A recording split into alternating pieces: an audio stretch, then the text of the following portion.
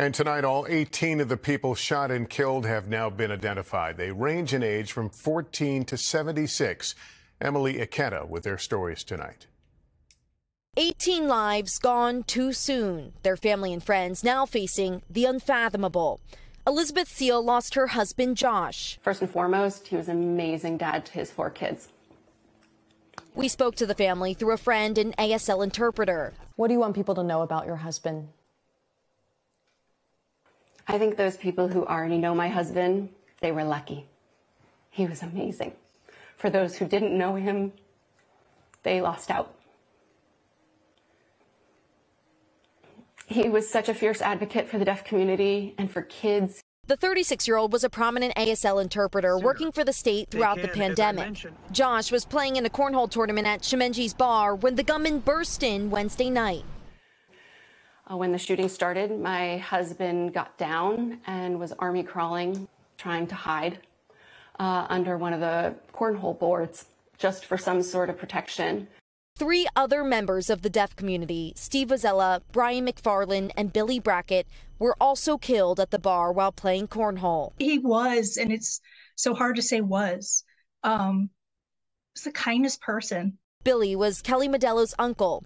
He taught her sign language so she could communicate with her daughter, who was nonverbal. He gave me a voice for my daughter. He bridged that connection for her and I. He gave me something I could never repay him back for. So many families mourning their loved ones while sheltering in place. The Seals had to join a virtual vigil to remember Josh. Jason and Safine are the oldest of the 4 kids he leaves behind. He loved hanging out with me, my sister, watching movies. He loved spending time with us as a family. My dad was always super funny, and he loved to say, "You're just like your mom." At one point during our interview, Elizabeth turning to address her 2 older kids. Just want to make sure you know that he loved the 4 of you tremendously. Every morning, he loved his time with you guys, getting you to school and making sure you have a great day, telling you that he loves you, fist bumps.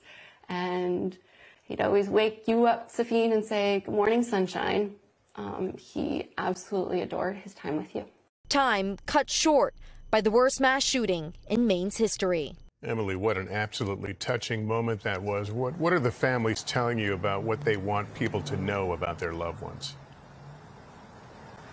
Well, Lester, these interviews understandably are incredibly difficult for families of the victims, but they say they don't want their loved ones to become just part of some statistic.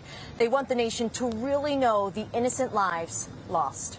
Thanks for watching. Stay updated about breaking news and top stories on the NBC News app or follow us on social media.